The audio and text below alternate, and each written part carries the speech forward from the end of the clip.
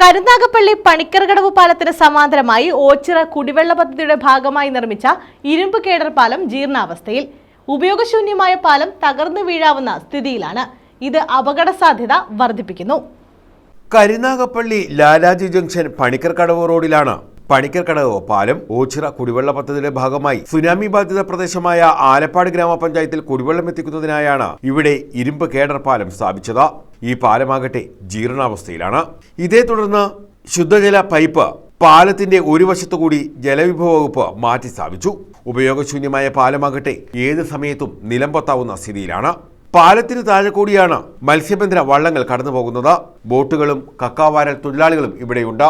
ഇപ്പോൾ T S canal നമുക്കറിയാം. T S കനാലിൽ മത്സ്യബന്ധന നൗകകൾ രാത്രികാലങ്ങളിൽ ഈ കടലിൽ മത്സ്യബന്ധനം നടത്തുന്ന എല്ലാ വള്ളങ്ങളും ഈ വഴിയാണ് പോകുന്നത്. കൂടാതെ കക്കവാര തൊഴിലാളികൾ, അതുപോലെ തന്നെ ഈ കായൽ മത്സ്യബന്ധനത്തിന് പോകുന്ന തൊഴിലാളികൾ, അതുപോലെ തന്നെ ഈ ടൂറിസ്റ്റുകളെല്ലാം പോകുന്ന ഒരു പ്രധാനപ്പെട്ട ദേശീയ ജലപാതയാണ് ടി എസ് കനാൽ.